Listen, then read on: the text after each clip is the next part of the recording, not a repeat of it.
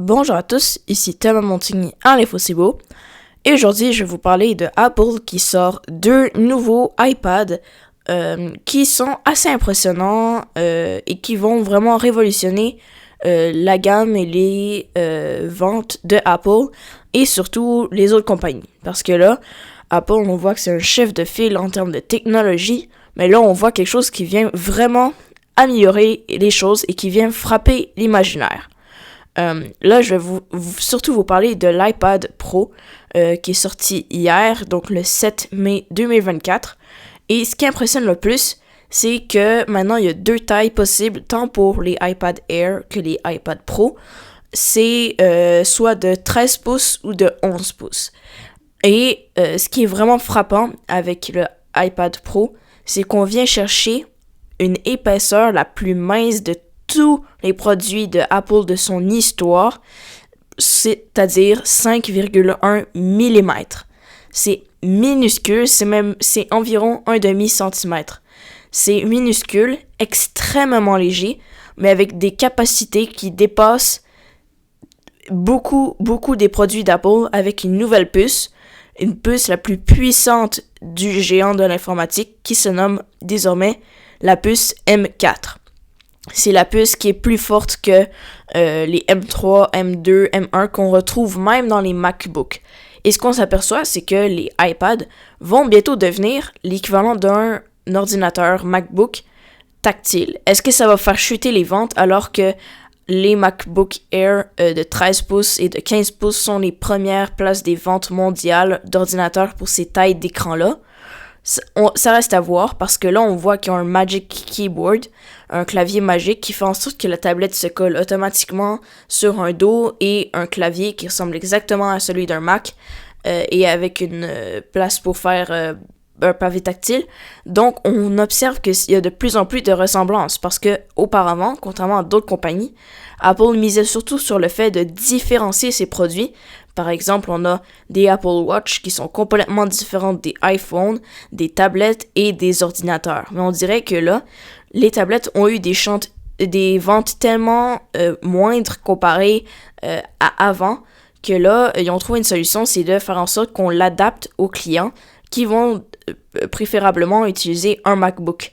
Et là, rendu là, ils vont essayer de différencier leur gamme de produits pour ainsi faire l'équivalent d'un MacBook plus puissant même et qui va justement donner les mêmes capacités.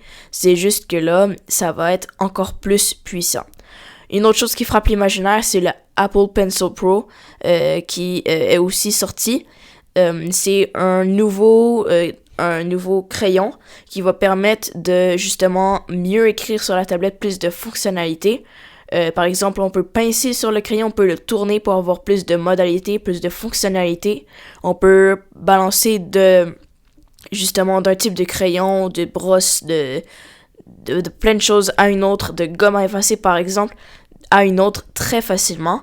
Ce qui est nouveau aussi sur l'iPad Pro, c'est qu'on va aller chercher la Face ID, contrairement à l'iPad Air, ça va être le Touch ID sur le Power Button, sur le bouton pour ouvrir, justement. Donc, c'est plein de choses très nouvelles. C'est beaucoup de fans d'Apple qui attendaient ça cette année. C'est des changements qui sont assez drastiques parce que là, on va vraiment miser sur ces produits-là pour les ventes parce que Apple s'est vraiment beaucoup donné là-dessus. On voit que l'iPad, c'est comme un mix du téléphone avec justement tout le fonctionnement du téléphone à la place de l'ancien Touch ID. Maintenant, c'est Face ID. On a aussi on a plus de boutons. Puis aussi pour les capacités maximales et tout ça, c'est un peu comme un MacBook.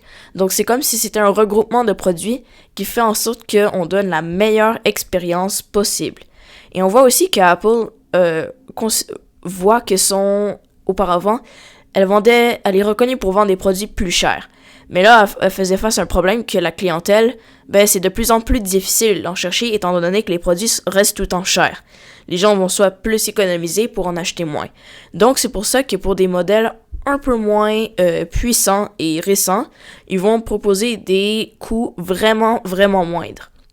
vous me voyez venir, j'ai parlé de l'iPhone SE chez Apple qui coûte, et ça dépend totalement des salaires, mais qui contrairement, et de l'argent que vous voulez allouer là-dedans, mais contrairement aux autres iPhones qui peuvent dépasser le 1500$, dont les iPhone Pro, celui-ci commence seulement à justement 579$. C'est assez cher, mais pour un téléphone aussi puissant qui change, c'est assez impressionnant comme prix. Et ce qui frappe encore plus l'imaginaire, c'est le nouveau prix du iPad 10e génération qui se classe à seulement justement $499.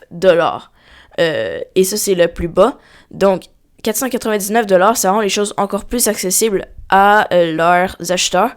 Donc, ils vont faire en sorte que tout ça, ils puissent en vendre davantage, avoir une plus grande gamme de produits. Parce qu'on observe que Apple possède énormément de produits, plus que jamais, sur sa plateforme. Évidemment, sur des revendeurs, on voit des iPhones ou des tablettes ou des ordinateurs plus vieux, plus anciens. Mais là, on voit des iPhone 13, des 14, des 15 Pro dans la gamme des iPhones de Apple qui vendent encore sur leur site. Les ordinateurs, il y en a énormément, et ainsi que les tablettes. Donc, c'est beaucoup de fonctionnalités. La puce M4 va chercher des choses, des capacités qui sont absolument phénoménales, dont pas tout le monde a nécessairement besoin, pour un prix qui est aussi élevé pour une tablette. Donc, je veux vous laisser le choix de l'acheter ou pas, de choisir le modèle, mais je voulais vraiment vous parler de c'est quoi les nouvelles avancées dans lesquelles on est rendu pour les iPads, parce que c'est vraiment une grosse avancée, la plus grande de leur histoire. Et là, on se prépare pour la nouvelle mise à jour de iOS 18.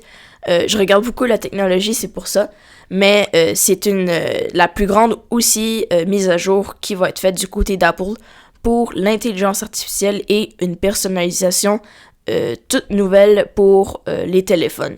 Donc, ça va être annoncé environ cet été. Et en septembre environ, il y aura les prochains iPhone 16 déjà qui pourront aller chercher des capacités qui sont totalement nouvelles et qui, on observe, vont prendre des photos qui pourront être adaptées pour être consultées avec quel appareil? Le tout nouvel Apple Vision Pro qui est sorti récemment de Apple et qui coûte pas moins de $3000 américains et qui n'est pas encore disponible au Canada. Donc, merci d'avoir écouté. C'était Thomas Montigny à l'Info C'est Beau sur les nouveautés de chez Apple actuellement en termes d'iPad.